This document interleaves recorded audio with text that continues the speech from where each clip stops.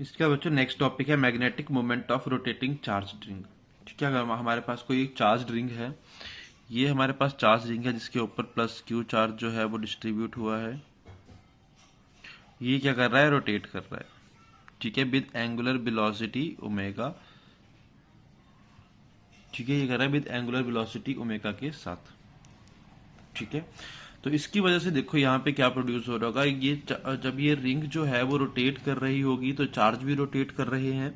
Charge rotate कर रहे हैं मतलब चार्ज फ्लो हो रहा है, इसकी वजह से इक्विवेलेंट करंट यहाँ पे बन रहा है। सो इक्विवेलेंट करंट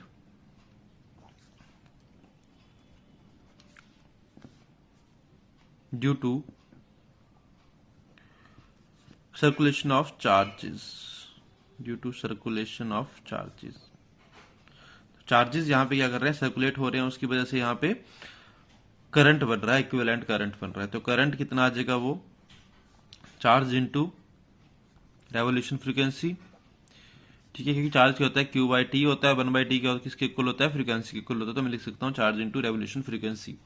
तो आई क्या हो जाएगा यहाँ से, क्यू इंटू फ्रीक्वेंसी कितनी आ जाएगी, ओमेगा अपॉन 2 पाई। ठीक है, क्योंकि ओमेगा क्या होता है, 2 पाई बाई टी होता है। ठीक है, तो यहाँ पे टी 1/t किसके इक्वल आ जाएगा, 1/t आ जाएगा ओमेगा अपॉन 2 पाई के इक्वल। तो 1/t किसके इक्वल हो जाएगा, फ्रीक्वेंसी के इक्वल हो जाएगा। तो फ्रीक्वेंसी आ जाएगी ओमेगा अपॉन 2 पाई।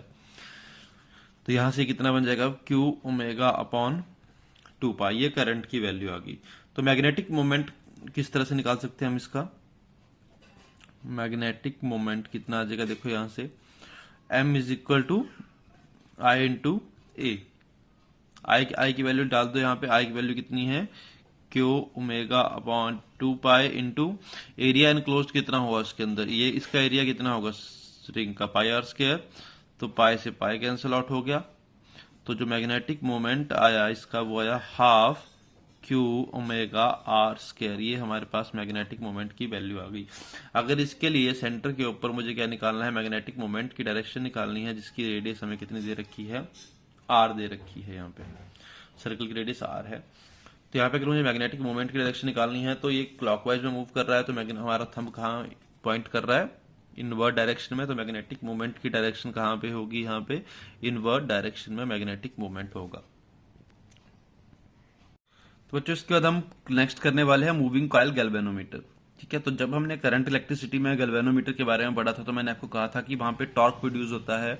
वो टॉर्क किस वजह से प्रोड्यूस होता है वो हम नेक्स्ट चैप्टर में पढ़ेंगे। ठीक है, तो यहाँ पे देखो मूविंग कॉइल गैल्वेनोमीटर। जो ये इंस्ट्रूमेंट यूज होता है, किस लिए यूज होता है आप लोगों को पता है, करंट को मेजर करने के लिए यूज होता है, या फिर नल डिफ्लेक्शन पॉइंट के लिए इसको हम यूज करते हैं जब इसमें से कोई भी करंट फ्लो नहीं हो रहा होता है। ठीक है, जो इसकी वर्किंग है वो वर्किंग किस बेस के ऊपर होती है, it is working on the fact that a torque is experience in a circular coil when current pass through it. ठीक है, तो वर्किंग प्रिंसिपल क्या था इसका, कि जब इस कॉइल में से, जब हम गैल्वेनोमीटर में से करंट पास करेंगे तो उसमें क्या होगा, टॉर्क प्रोड्यूस होगा। उसकी वजह से वहां पे क्या होगी, टॉर्क प्रोड्यूस होगा और हमें उसमें से रीडिंग मिलेगी। ठीक है, so it's working is based on a fact that a torque is experience by a coil when a current is pass through it. जब इसमें से हम कोई करंट पास करेंगे तो टॉर्क जो होगा वो उसको एक्सपीरियंस करेगा। तो यहां पे देखो मैंने इसका एक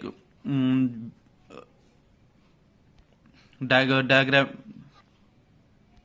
डायग्राम आपको बताया रखी है, जिसमें कि हमें एक कॉइल रखी हुई है यहाँ पे ये।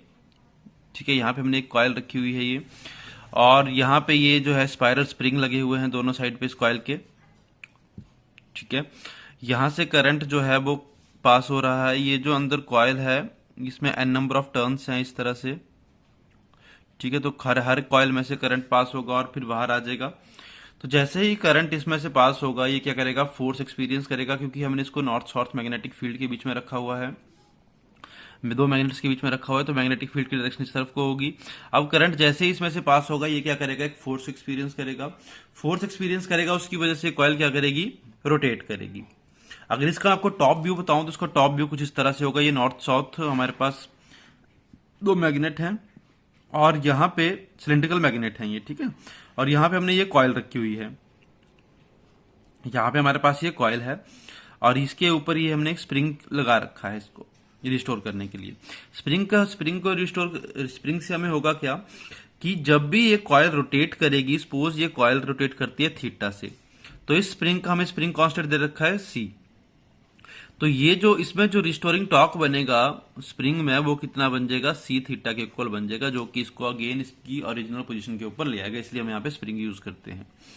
तो अब क्या होगा, जैसे ही इसमें से हम करंट को पास करेंगे, तो हमने पहले कॉइल को इस तरह से रखा हुआ है ये, ठीक है। अगर यहाँ पे हम राइट हैंड रूल लगाएंगे तो जो कॉइल जो ये इसका मैग्नेटिक मोमेंट की डायरेक्शन आएगी वो कैसे आएगी, perpendicular to the magnetic field आएगी, ठीक है। अगर मैं इस अगर कॉइल अभी इस तरह से है तो मैग्नेटिक फील्ड की डायरेक्शन इस तरफ को होगी और ये मैग्नेटिक मोमेंट की डायरेक्शन आ गई, तो दोनों के बीच का एंगल कितना हो गया, 90 डिग्री हो गया।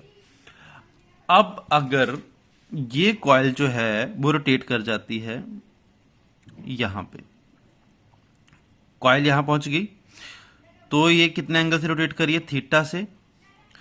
तो अब जो मैग्नेटिक फील्ड की डायरेक्शन होगी वो कहां होगी, इस डायरेक्शन में, मैग्नेटिक फील्ड की डायरेक्शन यहां हो जाएगी। तो ये जो मैग्नेटिक मोमेंट वेक्टर होगा ये भी क्या करेगा, थीटा एंगल के साथ अगेन रोटेट कर जाएगा, ठीक है। ये थीटा एंगल के साथ रोटेट कर जाएगा, अगेन दोनों के बीच का एंगल कितना होगा, 90 डिग्री होगा। तो ये एंगल हमेशा कितना रहेगा, 90 डिग्री रहेगा। अब देखो ये कॉइल यहां पहुंच गई है, तो यहां पे हमारे पास क्या लगा होगा, इस तरह से स्केल लगी होगी। इसी तरह से हमें क्या मिलेगा, यहाँ पे रीडिंग मिलेगी। जैसे हम इसमें ज्यादा करंट बढ़ाएंगे तो कॉइल और रोटेट करेगी, तो कहीं यहाँ पहुंच जाएगी आकर के, तो मैग्नेटिक फील्ड के अगेन उसमें इतना ही रहेगा, एंगल दोनों के 90 रहेगा, तो यहाँ पे रीडिंग देगी। इसी तरह से हमें ये रीडिंग्स देगी, ठीक है। तो जो टॉर्क है that is equal to M vector cross B vector, ठीक है। ये हमेशा क्या रहेगा, एम बी के इक्वल ही रहेगा, क्योंकि जो साइन एंगल है दोनों के बीच में हमेशा कितना रहेगा, 90 डिग्री रहेगा। तो यहां से टॉर्क की वैल्यू कितनी आ गई, V I N A, M की वैल्यू मैंने यहाँ पे डाल दी, जहां पे कि आई एन ए किसके इक्वल है, एम के इक्वल है, तो ये इसका टॉर्क प्रोड्यूस होगा, ठीक है। अब इसमें हम कुछ टर्म्स के बारे में पढ़ेंगे अभी, जिसमें करंट सेंसिटिविटी है और वोल्टेज सेंसिटिविटी है गैल्वेनोमीटर की। तो देखो यहाँ पे मैंने क्या कहा था कि जो स्प्रिंग की स्टिफनेस है वो कितनी है, सी है, ठीक है। तो यहाँ पे जो भी इसमें चेंज होगा, जो भी इसमें टॉर्क प्रोड्यूस होगा, इसमें जो टॉर्क प्रोड्यूस हो रहा है वो कितना प्रोड्यूस हो रहा है, सी थीटा, क्योंकि थीटा से रोटेट कर रही है, तो जो टॉर्क प्रोड्यूस होगा वो कितना होगा, स्टिफनेस कितनी है उसकी, सी, और कितने एंगल से रोटेट हो रहा है, थीटा, तो टॉर्क कितना आ जाएगा, सी थीटा के इक्वल। तो इस टॉर्क की जगह पुट कर दो C theta, that is equal to N I A B. तो थीटा कितना आ जाएगा यहां से, N I A B over C. ये हमारे पास उस थीटा की वैल्यू आ गई। सी क्या है यहाँ पे, स्प्रिंग स्टिफनेस है, ये स्प्रिंग कांस्टेंट कह सकते हो आप इसको, ठीक है। जनरली इसको हम केस से डोनेट करते हैं। तो इस तरह से हम जो गैल्वेनोमीटर की डिफ्लेक्शन है उसको कैलकुलेट कर सकते हैं, अगर हमें नंबर ऑफ टर्न्स पता हो, करंट पता हो, उसका एरिया पता हो और मैग्नेटिक फील्ड वहां पे पता हो और स्प्रिंग कांस्टेंट हम अगर हम निकाल पाए तो, ठीक है। तो इस तरह से हम जो है वैल्यू को कैलकुलेट कर सकते हैं कि कितने डिग्री के साथ जो है वो रोटेट करा है हमारा थीटा। अब यहाँ पे एक और चीज देखने वाली है कि एन क्या रहेगा, हमेशा कांस्टेंट रहेगा, एरिया क्या रहेगा, कांस्टेंट रहेगा, स्प्रिंग तो स्प्रिंग कांस्टेंट है, मैग्नेटिक फील्ड क्या रहेगी, कांस्टेंट रहेगी, क्योंकि सेम मैग्नेट यूज हो रहा है हर एक पॉइंट के लिए। तो जो थीटा है that is only depend upon the current, मतलब अगर करंट की वैल्यू को मैं इंक्रीज कर दूं या डिक्रीज कर दूं तो हमारे पास क्या होगा, थीटा की वैल्यू इंक्रीज डिक्रीज हो जाएगी, ठीक है। तो अब यहां पे हम दो टर्म की बात करेंगे, पहला है करंट सेंसिटिविटी,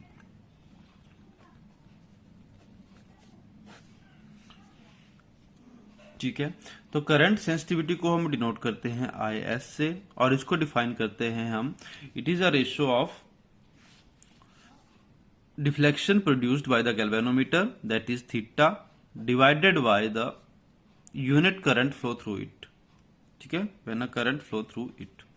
तो आई आ गया। तो अब ये कितना आ जाएगा फिर हमारे पास, N I A B over C into I, ये आ जाएगा। डिफ्लेक्शन हमारे पास ये थी, आई से आई कैंसिल आउट हो गया, तो ये कितना बच गया, एन ए बी ओवर सी। तो यहां से हम करंट सेंसिटिविटी की निकाल सकते हैं, डिफाइन आप कर सकते हो that it is the ratio of deflection produced by the galvanometer to the current flow through it,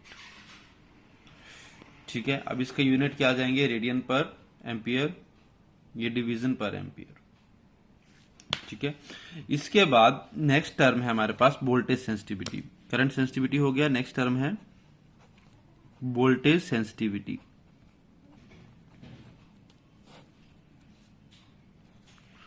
voltage sensitivity, ठीक है। तो वोल्टेज सेंसिटिविटी क्या होती है? वोल्टेज सेंसिटिविटी क्या होगा, देखो V, इसको डोट करते हैं हम BS से। ये होता है deflection produced by the galvanometer. तो डिफ्लेक्शन कितनी प्रोड्यूस करी गैल्वेनोमीटर ने? Theta divided by the voltage across two terminals of the galvanometer. तो टू टर्मिनल्स ऑफ गैल्वेनोमीटर में कितना वोल्टेज आ जाएगी? That is equal to IR। तो वैल्यू पुट कर दो बस। अब तो यहां से क्या होगा, ये NIAB ओवर IRC। तो I से I कैंसल आउट हो गया, ये आ गया NAB ओवर RC। R क्या है? रेजिस्टेंस है, C क्या है? यहाँ पे स्प्रिंग कांस्टेंट है। ठीक है, और इसको मैं किस तरह से लिख सकता हूं? That is equal to IS over R। ये आ गई हमारे पास वोल्टेज सेंसिटिविटी। डिफाइन इसको आप कर सकते हो, deflection produced by the galvanometer to the potential drop across the two terminal of galvanometer. Clear है? तो ये हमारा चैप्टर यहाँ पे कंप्लीट हो गया है। इसके बाद हम नेक्स्ट चैप्टर शुरू करेंगे।